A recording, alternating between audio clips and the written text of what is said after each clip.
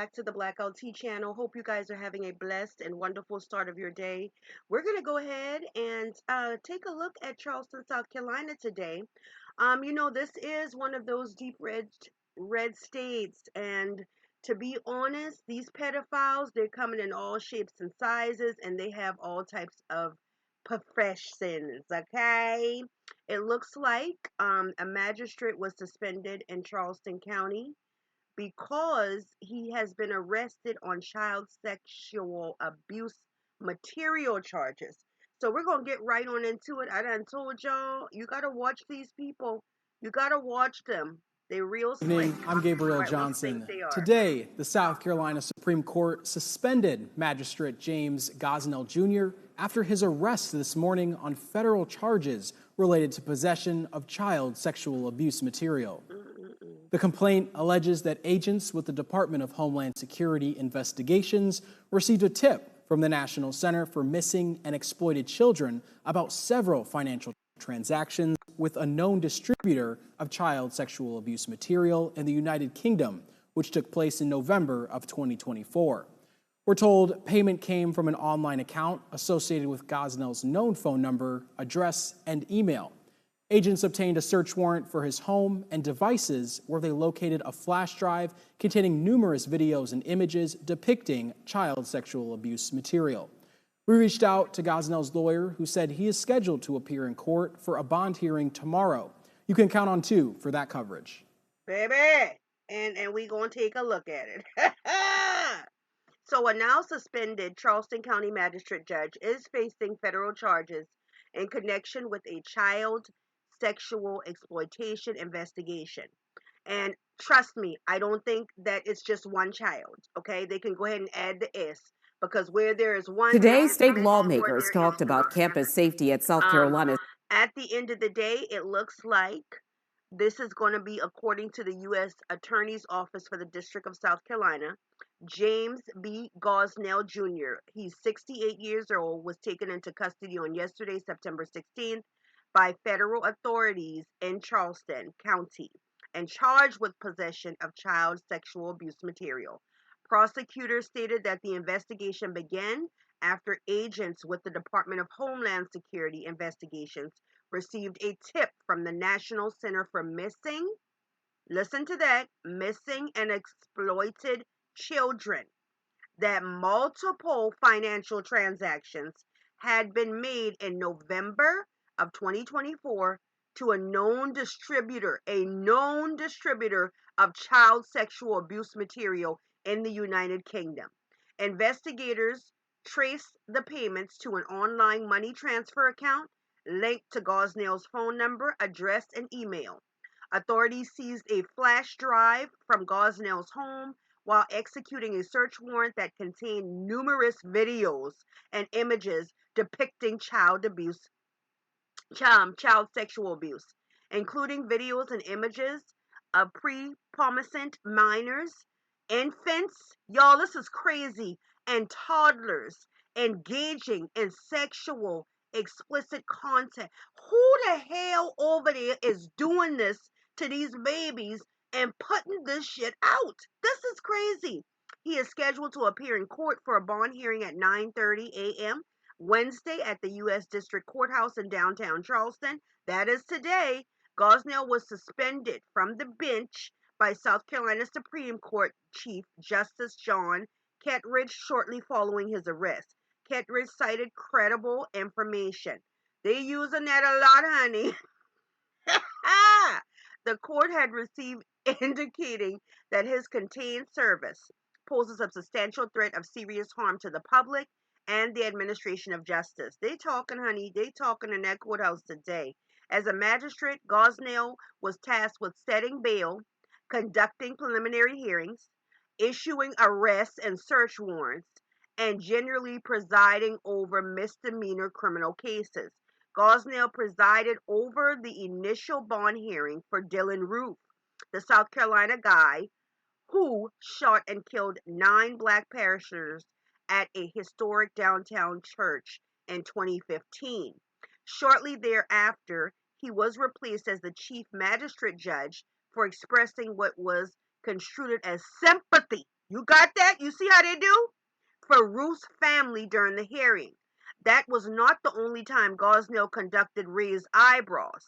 An NBC News report at the time stated that the state Supreme Court had previously reprimanded Gosnell for using a racial slur from the bench in 2003. The ancestors ain't playing. In a disciplinary order regarding his choice of language, Gosnell claimed he was quoting a statement made to him by a veteran black sheriff's deputy when he repeated it to the defendant, the outlet reported. A liar. He was also reprimanded for a 2003 incident in which Gosnell was accused of special treatment toward Charleston Municipal Court judge who had been arrested for driving under the influence. I'm telling y'all, okay, these child sexual abuse people come in all shapes of forms, honey. And baby, obviously they got these professions where they feel that nobody will know what they're doing. But lo and behold, God knows they are being tracked for the Today, state lawmakers talked about campus safety at South Carolina's public universities following a recent case. Law enforcement and campus police briefed lawmakers on what policies are already in place and whether more resources or new legislation is needed. State House reporter Caroline Yaffa was there and has this report.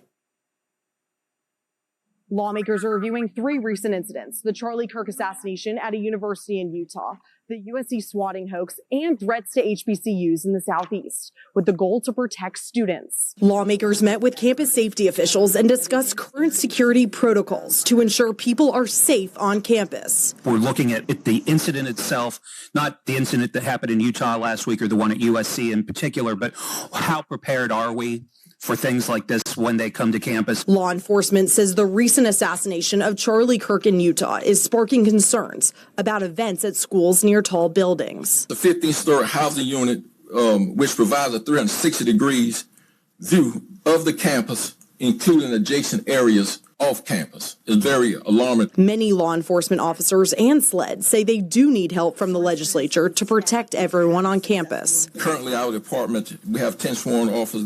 The ideal maximum number would be at least 20 to work shift. We definitely need additional personnel. We definitely need additional funds. SWAT legislation that actually was a little bit more stringent. A lot of these SWAT calls happen from people outside the state. So to be able to actually extradite those individuals back to South Carolina, map the universities as they continue to grow, so that, like we saw last few weeks ago with USC, being able, so the responders sort of know where they're going. SLED says so far between 2024 and 2025, they have assisted nearly 80 university events across the state. Law enforcement from state universities say it's important to have help from state agents, and it's crucial to adjust safety plans in real time, because they can always continue to improve. The USC police chief says they are in talks to make improvements on campus after the swatting hoax. As we improve, the bad guys improve, and it's a continuously changing environment. Every event concludes with an after action. Depending on the scope, this may range from an officer filing a report to a multi-agency debrief. Each of the law enforcement officers from the 5 public universities who spoke say they do not have a mandatory training course, but they are open to adding one so students know what to do in these types of situations. In Columbia, I'm Caroline Yaffa. What they need to stop doing is stop spewing these mess at these colleges. Stop spewing the mess, and you don't have to worry about that. Now, on the other end, also, y'all need to work on these gun laws, okay? These gun laws that the Republicans have placed in the hands of children is the issue. Okay, it's becoming a big issue. They're getting their hands on any types of A federal grand jury and returned. so at this time, that's what needs to be worked out. Another thing that I do not like about schools is they have started taking these children's phones. The phones are now in locked cases. How are these children supposed to reach out when something does happen? You have been having more and more and more and more school shootings, and it seems like they are not willing to do anything about it. I'm going to say right now is the best time to put something on the table for gun control, and then y'all going to really see who is going to deny it. Okay, because anything denying of a gun, the Republicans want to not address it. Okay, so the best time for people and lawmakers to put an issue on the table of banning something is right now, while they're trying to say that they running behind this Kirk person that nobody really even didn't know before that. I'm just be honest. Okay, and that's because he been spewing so much hate. All right, guys, do me a favor, thumbs up the video, subscribe to the channel, turn on your post notification bells. I'll see you guys soon. Thanks for watching.